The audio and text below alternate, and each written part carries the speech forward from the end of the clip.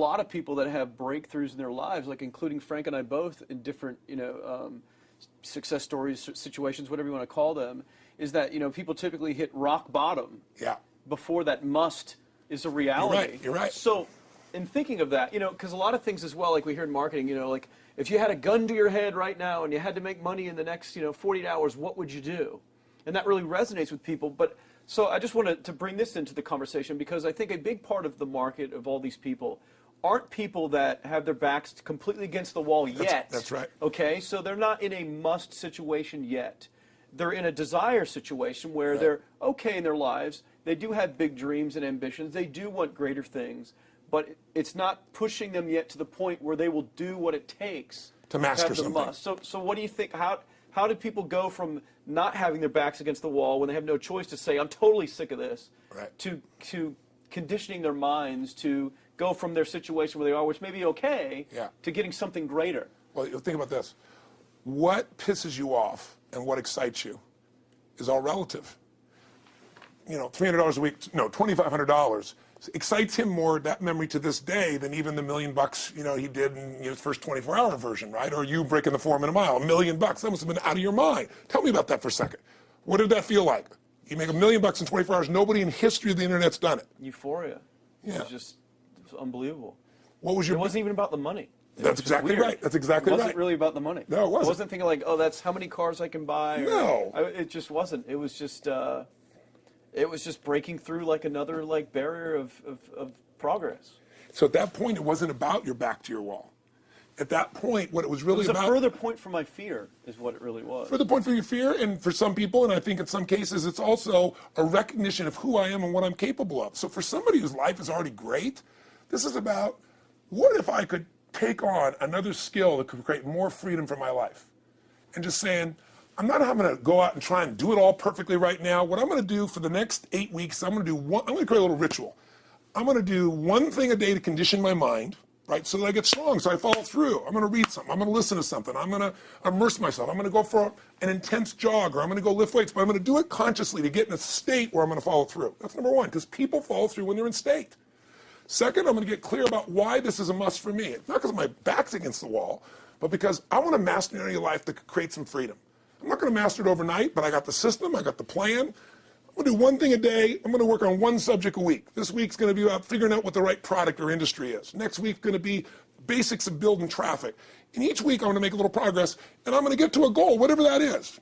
I'm going to make $1,000, my $300 in a week. I'm going to get to my $2,500. That first $2,500 is the most excited. Unbelievable. The first $300. I remember it's the most life-changing, too. It is the most life-changing. I remember I was supposed to be a truck driver, making $24,000 a year because I'd be making the most anybody in my family had ever made. How'd that work out for you? Yeah, real well. Thank God I'm not driving a truck, right? I think you could pull the truck. I figured out I could pull it with my finger, man. I could do it with my teeth. I could pull it with my teeth, right?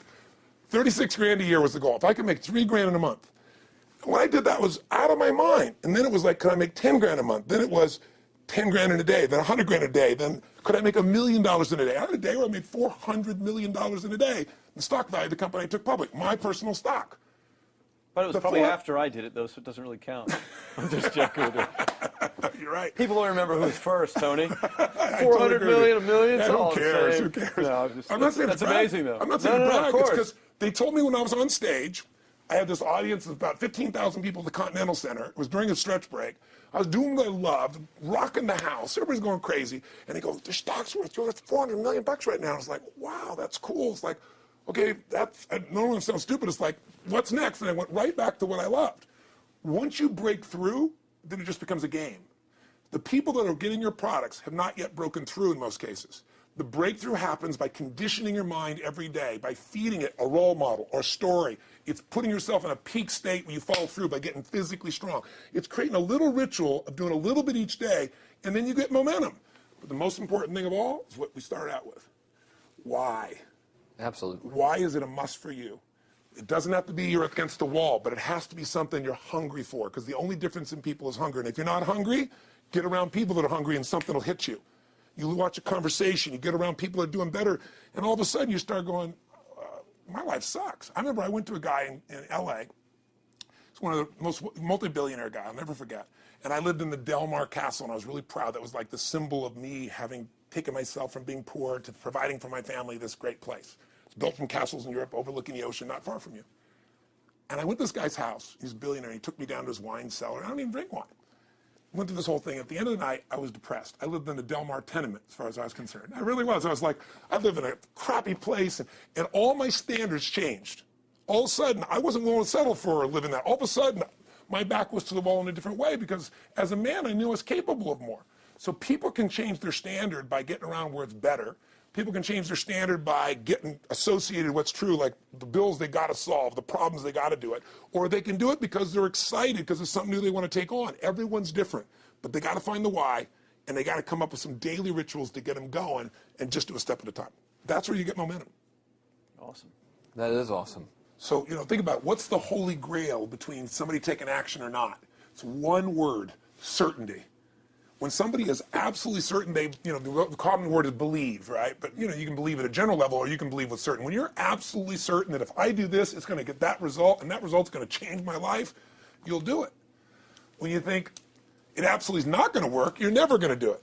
The middle no man's land of maybe it'll work, maybe it won't, that's the piece that kills people, right? So if it's a must for you, you got to make it work, right? In our case, right? That's an example.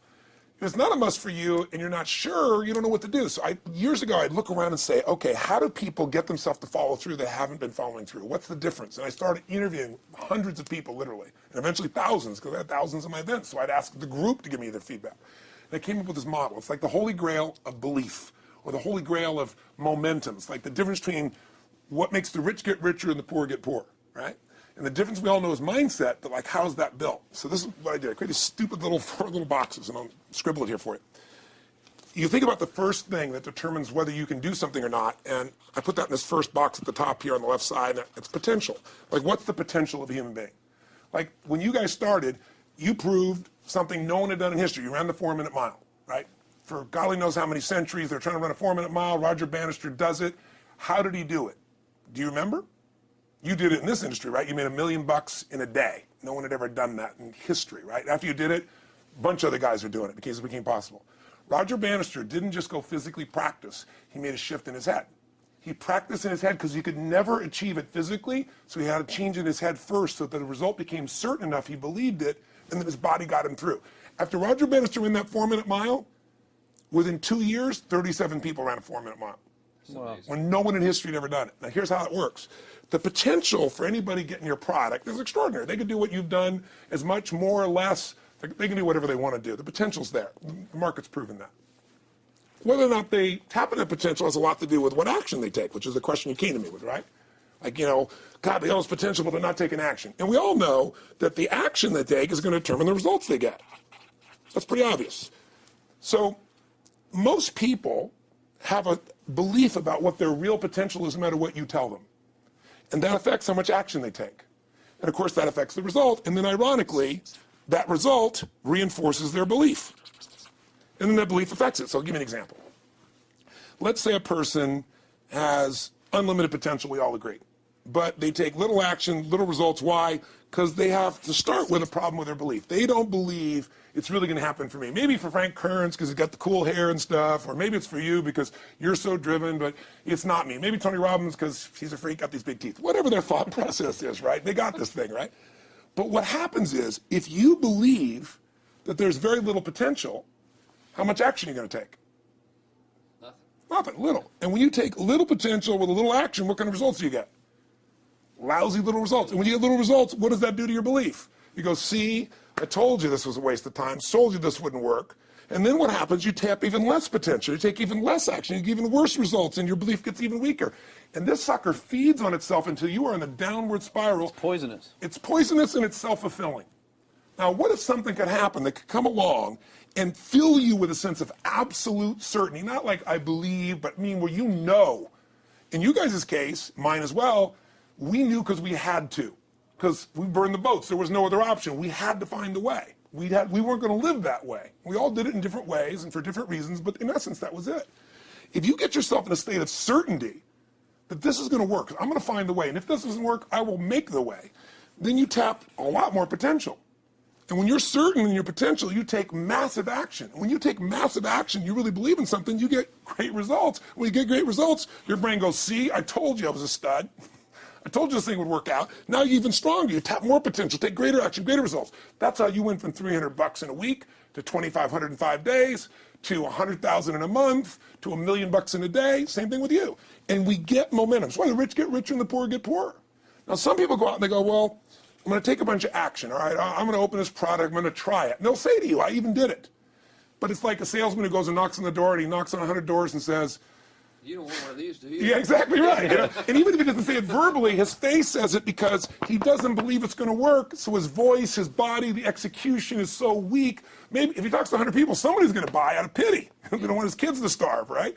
But he's not going to get the result. So the core difference in people is how do you produce certainty when the world isn't giving it to you? You go out and you try, in your case, you're 100,000 in debt, and nothing's working. How do you keep yourself going? The way you did it, the way I did it, the way you're doing it, we may not have done it consciously, is we didn't change our potential. That was there. And it wasn't even taking more action.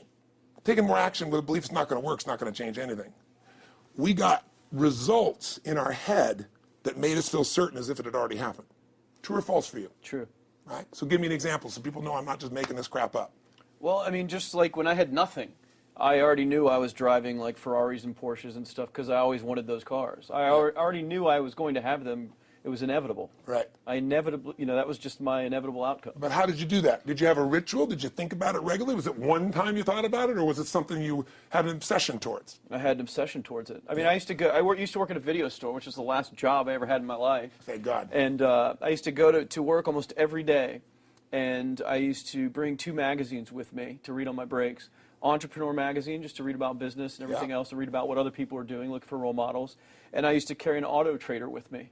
And I used to look at Porsches that were for sale. Yeah. And people always used to ask me, what are you doing with that Auto Trader magazine? I'm like, well, I'm just picking out the Porsche that I'm going to buy. Right. Which probably got you a lot of crap. I did. People made fun of me. Sure. I actually had a boss at that job tell me, you really shouldn't do that to yourself, John, because it's very, very likely that is never going to happen. That it's very likely that you're never going to have that car. Yeah. That's the kind of belief he was trying to put in my head. And I was like, no, you don't realize that it's inevitable that I will drive here sometime in the near future with that car when I'm not working for you and drop movies off for you to put back on the shelf. And that actually happened. And it was one of the most fulfilling days of my entire life. And the great thing was when I pulled up in this car, I was in my mid-20s. Yeah. A car that most mid-20s. What kind of car was it? It was a Porsche 911 Turbo. It was a convertible and everything. It was a beautiful car. It was one I always dreamed of having. But, for a few years, I always circled the ads of which ones I was going to buy. Well, when I finally got it and I pulled up at the store, I had all these people, some people that were still working at this $7 an hour job were there years after I left. And I'll never forget this, even the boss and stuff, and the reaction of the people was like, wow, that is awesome. Yeah. Is that your dad's car? And all I said to them was, not exactly. Good for and you. I just smiled and just left. But it was,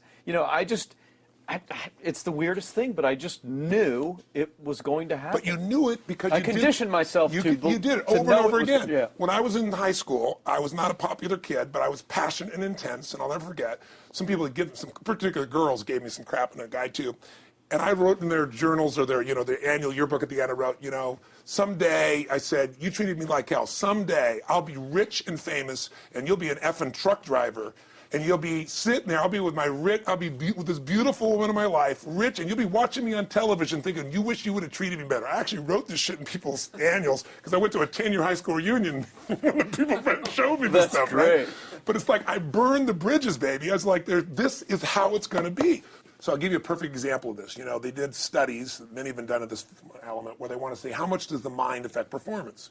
So take basketball. And I've worked with a lot of NBA players and turned them around, and one of the problems many of them have is they'll choke on the free throw line. Well, everybody knows in that case, if you normally shoot really well and now you're not, something's interfering, something's getting in front of your state, some uncertainty, right? Obviously. So they take a group and say, we're going to make them better. How do you make somebody better who's got this mental block? So they take a group of guys and they're going to do free throws, and they do one group where they just practice for 6 weeks. Totally intense practice, and I forget the number of free throws, but they got to do this many free throws every day. Take a second group, and they have them not practice at all. Obvious. And they take a third group and they don't let them touch a basketball. All they do is have them practice in their mind, but the key is it's not practice makes perfect, It's perfect practice makes perfect, as corny as that sounds. So these guys see themselves making the shot every single time, conditioning their mind and body that it's perfect every time. They're not interrupted by a reality that would screw with them. So at the end of 6 weeks, they tally it up, and now they give them a test to see who has the highest free throw percentage, success. What do you guess it's going to be? Well, the obvious person says, obviously, it's not the guys that didn't practice, but which one is it, the mind, or is it the ones that actually practice? I'm assuming the mind. Yeah, you would assume it because it's true. Right. You intuitively know the truth. That practicing's not enough. It's getting yourself so certain so many times that now when you go to do it, there's no hesitancy and you execute. It's having that absolute certainty that makes you tap your full potential, take massive action, get massive results, be reinforced to having stronger belief. This is what makes somebody a star at anything. It's like Jack Nicklaus, the golfer. Yes. He visualized every shot and where it was going, landing right where he wanted it before he ever hit it.